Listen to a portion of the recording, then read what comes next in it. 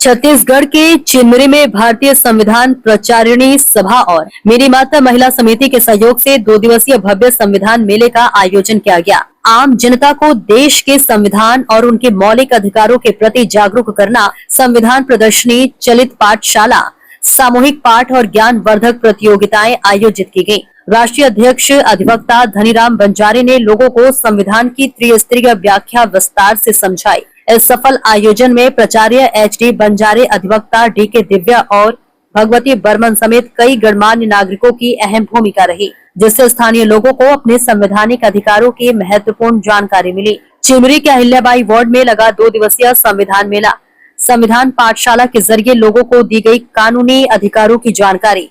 Advocate Dhaniram बंजारे ने दी संविधान की विस्तृत जानकारी। इस अवसर पर HD बंजारे, प्राचार्य मुंगेली, DK दिव्या, अधिवक्ता रायगढ़, सत्य प्रकाश चतुर्वेदी, अनिल कुमार लहरे, ईश्वर प्रसाद लहरे, नंद कुमार बघेल, मीना सिंह, अच्छेलाल लहरे, शत्रुघ्न सोनवानी, विक्रम मेरे की इस आयोजन में अहम भूमिका रही। इस संबंध में हमने कुछ लोगों से इस आंदोलन के बारे में पूछा तो उन्होंने मीडिया के माध्यम से क्या कहा, आप भी सुनिए। आपका नाम? जी, मैं भगवती बर्मन। मैडम, एक चीज बताइए, आज भारत में संविधान की क्या जरूरत पड़ गई है कि लोगों को जगह जगह जागरूक करना या कराया जा रहा है? सर, भारत में संविधान तो बहुत पहले से था और बहुत सारी ग्रंथें ऐसी हैं जिसको लगभग सभी लोग जानते हैं। जो पढ़े लिखे हैं वो भी जानते हैं, जो पढ़े लिखे नहीं हैं वो भी जानते हैं। आप महाभारत को ले लीजिए, रामायण को ले लीजिए, गीता को ले लीजिए, पढ़े लिखे ना होने के बावजूद भी उनमें लिखी हुई हर बातों को अनपढ़ गंवार लोग भी जानते हैं, पढ़े लिखे लोग भी जानते हैं। लेकिन हमारा संविधान ऐसा है जिसको हम पढ़े लिखे लोग, जो बहुत ज़्यादा पढ़े लिखे हैं वो तो जानते हैं, लेकिन मिनिमम पढ़े लिखे लोग हैं उन लोगों को उनकी जानकारी नहीं है। और वो आज हमारे भैया जो रायगढ़ से आए हुए हैं, ये इसी विषय में एक प्रचार लेकर के आए हैं कि संविधान की जानकारी सभी को हो और होनी भी चाहिए, क्योंकि संविधान हमको हमारा हक के बारे में बतलाता है, हमें कानून के बारे में बतलाता है, हमें समानता के बारे में बतलाता है और हमें अपना जीवन यापन कैसे करना चाहिए, इन सब चीज़ों के बारे में हमें हमारा संविधान बताता है। तो जाहिर सी बात है कि हमें सारे ग्रंथों को तो अगर हम पढ़ लिए हैं तो एक बार हमें संविधान को पढ़नी चाहिए, क्योंकि संविधान ही एक ऐसा पुस्तक है जो आने वाले भविष्य को उज्जवल होने का रास्ता दिखाता है। बाकी हम आडंबरों में नहीं फंसना चाहते हैं और हम चाहते हैं कि हमारे जो बच्चे भटके हुए हैं या आडंबरों में फंसे हुए हैं, हमारे बड़े बुजुर्ग भी जो आडंबरों में फंसे हुए हैं, तो हम चाहते हैं कि हमारे बड़े बुजुर्ग के साथ साथ हमारे बच्चे भी आडंबरों से निकल करके वो संविधान के रास्ते पर आए, संविधान को पढ़ें, संविधान को जानें और फिर संविधान के हिसाब से अपना जीवन यापन करें, अपने हक अधिकारों को समझें। और मैं अपनी महिला बहनों से भी कहना चाहूँगी कि आज हम अगर इस जगह पर हैं, इस मुकाम पर हैं, अगर हम इस मंच पर बैठे हुए हैं, तो ये संविधान की ही ताकत है, संविधान की देन है, मेरे बाबा साहब की देन है, जिन्होंने ये अधिकार हमें दिया कि आज हम पढ़ लिख करके इस मंच तक पहुँच पाए हैं। वरना हमें ऐसा तो कोई अधिकार नहीं था। आप जानते होंगे, स्त्रियों को ऐसा कोई अधिकार नहीं था, उनको तो घर से निकलने की अधिकार नहीं थी। अगर वो शूद्र हैं, दलित हैं, तो उनको तो चप्पल तक पहनने की अधिकार नहीं थी, अपनी स्तन ढकने की अधिकार नहीं थी। लेकिन आज मैं अपने बाबा साहब का एहसान मानती हूँ, जिन्होंने हमें इतना बड़ा प्लेटफॉर्म दिया, हमें ये अधिकार दिया कि हम आज पढ़ लिख करके इस मंच तक पहुंच सके हैं। हम पढ़ लिख करके प्रधानमंत्री बन सकते हैं, हम पढ़ लिख करके कलेक्टर बन सकते हैं।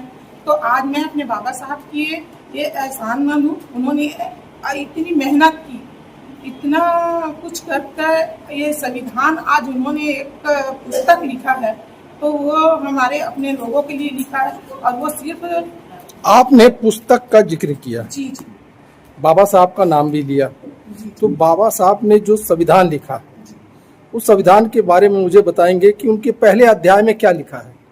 आपने पढ़े लिखे की बात की है ना, तो आप पढ़े भी होंगे, पढ़े लिखे भी होंगे, है ना?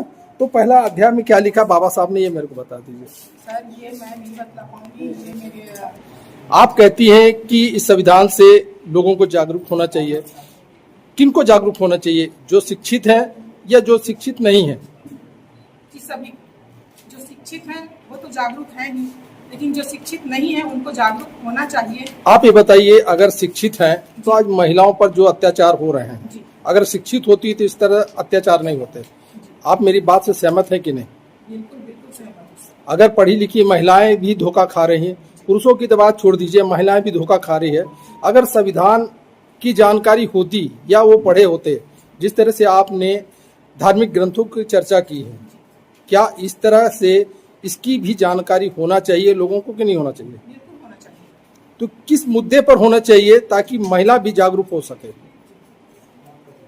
ये जो संविधान में हम स्त्रियों के लिए एक अलग से प्रावधान बनाया गया है, बाबा साहब ने अलग से हमें जो अधिकार दिया है, उसकी जानकारी तो हम महिलाओं को होना बहुत ही जरूरी है, जिसकी वजह से हम कहीं पर भी जाकर के अपना जवाब दे सकें कि हम भारत के एक पुरुष वर्ग में रह रही महिलाएं हैं, तो हमारा भी जितना पुरुष का हक अधिकार है वही अधिकार हमारा भी है। तो ये जानकारी हमको होनी बहुत जरूरी है। और मैं कहना चाहूँगी अपने भारत के सभी महिला बहनों से कि वो संविधान को जानें, संविधान को पढ़ें, अपने हक अधिकार को समझें, और जहाँ पर उनको दबाया जाता है वहाँ पर अपनी आवाज़ उठा सकें। और एक आवाज़ अगर सुनाई नहीं देती है, तो जहाँ पर एक आवाज़ सुनाई नहीं देती वहाँ सैकड़ों आवाज़ एक साथ सुनाई देती हैं।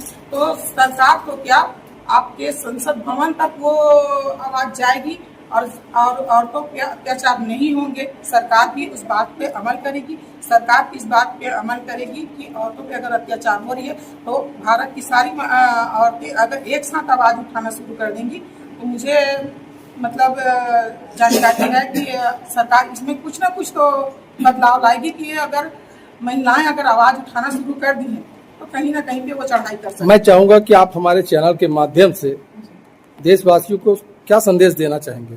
मैं यही संदेश देना चाहूँगी सर कि जैसे अभी मेरे बड़े भैया ने कहा कि हर घर में एक संविधान होनी चाहिए, और किसी एक चैनल में संविधान का उल्लेख होना चाहिए, संविधान का चैनल चलाना चाहिए।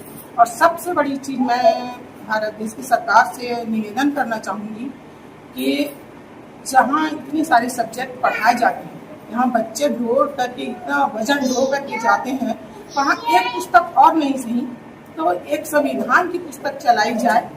तो जहाँ पर हम घर घर जाकर के, आज मेरे धनीराम भैया जाकर के ये जो मंच तैयार कर रहे हैं, प्रचार कर रहे हैं, तो इनको घर घर जाकर के या कहीं भीड़ में मंच तैयार करने की जरूरत नहीं पड़ेगी। हमारे बच्चे स्कूलों में अगर संविधान पढ़ना शुरू कर देंगे तो उनको बिना बताए बिना कहे ही वो शिक्षित हो जाएंगे, बल्कि वो बच्चे आकर के अपने घर में अपने बुजुर्गों को, अपने बड़े लोगों को पढ़ा करके बतला सकते हैं। चलिए।